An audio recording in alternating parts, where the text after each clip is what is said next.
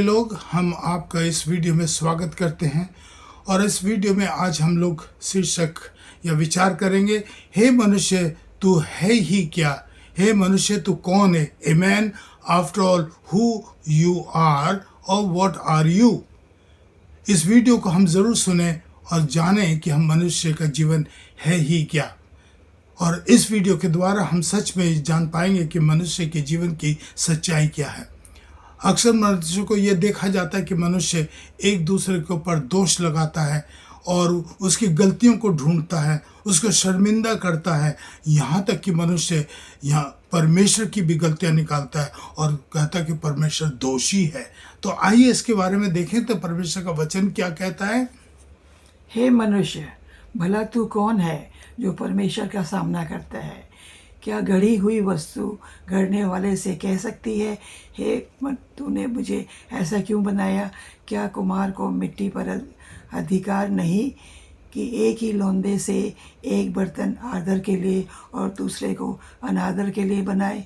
देखिए, यहाँ पर मनुष्य के जीवन के ऊपर परमेश्वर का पूरा अधिकार है। जैसा वो चाहता है वो कर सकता है। जैसे एक कुम्हार जब वो बर्तन बनाता है, वो जो शेप देना चाहता है, वो रूप देना चाहता है, वो दे सकता है। हम उससे सवाल नहीं कर सकते। इसीलिए परमेश्वर का वचन कहता है कि हे मनुष्य, तेरे ऊपर मेरा जीवन, तेरा जो जीवन है, मेरा अधिकार है तेरे ऊपर। तो आइए हम कुछ कारण को देखेंगे कि मनुष्य के तू है कौन, और तू मनुष्य परमेश्वर के वचन के द्वारा हमें कुछ बातें बताना चाहता है। तो सुनिए कि आइए हम इसके कारण को देखें। पहला कारण क्या है परमेश्वर के वचन के मुताबिक।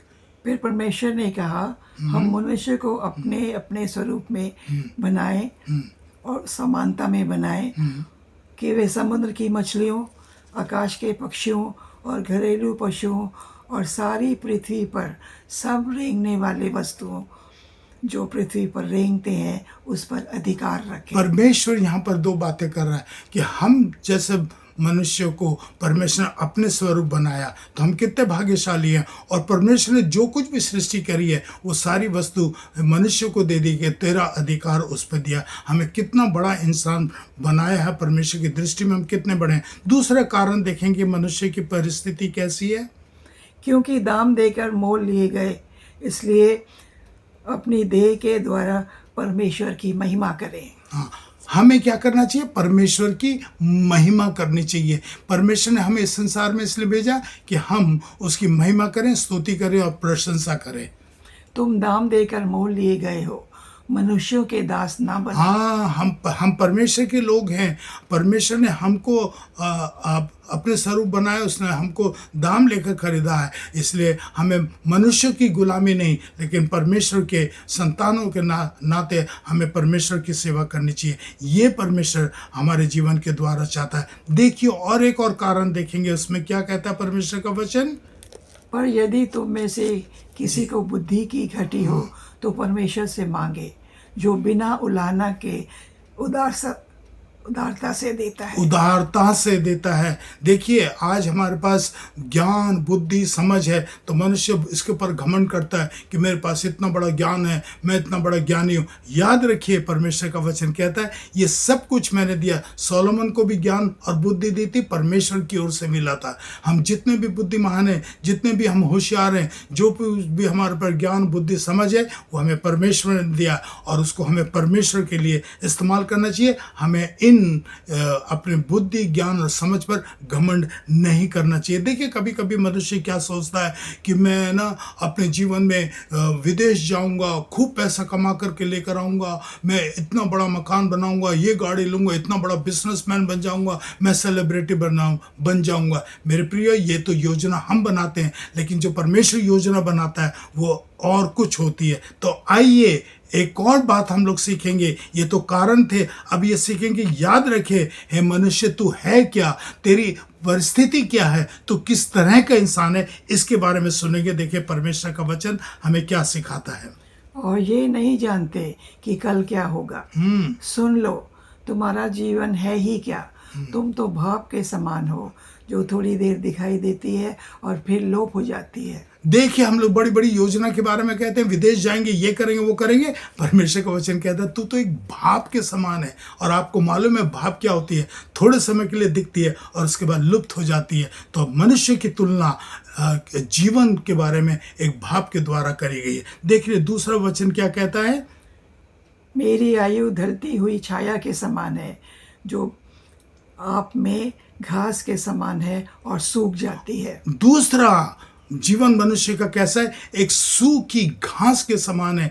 वो सुबह तो खिलती है और शाम को मुरझा जाती है। हमारा जीवन की तुलना एक घास के समान करी गई है। देखिए मनुष्य को कितना बहुमूल्य समझते हुए भी, लेकिन उसका जीवन एक घास के समान है। एक और सुनिए परमेश्वर का वचन क्या कहता है?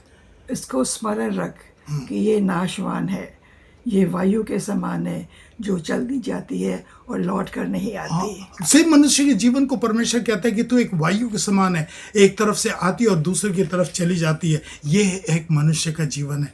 तो हे मनुष्य, तू अपने आप को समझता क्या है? तू एक हवा के समान है। एक और वचन परमेश्वर का हम लोग को बताता है और वो ये कहता है कि मैं अपने मन में कहा, ये इसलिए होता है कि परमेश्वर मनुष्य को जांच ले कि वे देख सके कि मनुष्य एक पशु के समान है, क्योंकि जैसे मनुष्य की वैसी पशुओं की भी दशा होती है। दोनों ही एक दशा के होते हैं, एक मरता है दूसरा भी मर जाता है। कहने का मतलब यह है कि मनुष्य भी मरता है, पशु भी मरता है, दोनों की दशा एक है। मेरा जीवन एक पशु के समान परमेश्वर ने अपने वचन के द्वारा तुलना करी है। एक और वचन है जो आपको और हमें सिखाता है परमेश्वर, और वो ये कहता है कि तेरी जीवन है क्या? देखिए, तब तू मिट्टी है और मिट्टी में मिल जाएगा, और तेरी आत्मा जो परमेश्वर ने तुझे दी है वो परमेश्वर के पास लौट जाएगी। हम तो मिट्टी और मिट्टी में मिल जाएंगे। यह है परमेश्वर हमें बता रहा है अपने वचन में कि मनुष्य तू घमंड मत कर, तू एक मिट्टी के समान है। आइए एक और वचन सुनेंगे कि परमेश्वर क्या कहता है कि तू मिट्टी के समान है, हवा के समान है। आगे सुनिए, देखिए परमेश्वर का वचन क्या कहता है। हमको अपने दिन गिनने सिखा कि हम बुद्धिमान बन जाए। कि हम बुद्धिमान बन जाए, हम घमंड ना करें। हमारा जीवन गिना हुआ है परमेश्वर की दृष्टि में। उसको मालूम है कि हमारी मृत्यु कब होगी, और ये परमेश्वर ने हमारे लिए निर्धारित कर रखा है। लेकिन परमेश्वर आज वचन कहता है, हे मनुष्य, तू अपने जीवन की गिनती गिन ले, क्योंकि मैंने तेरे लिए लिखा है, और तू समझदार हो और अपने ऊपर घमंड मत कर।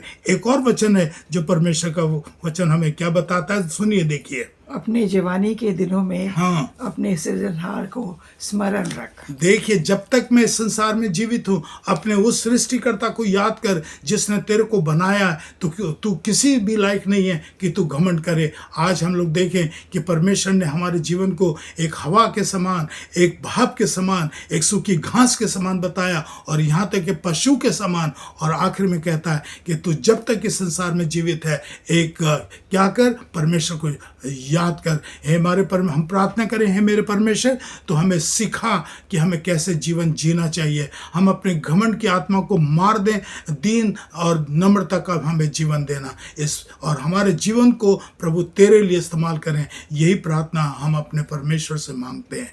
आमीन, आमीन। परमेश्वर हम सबको आशीष दे।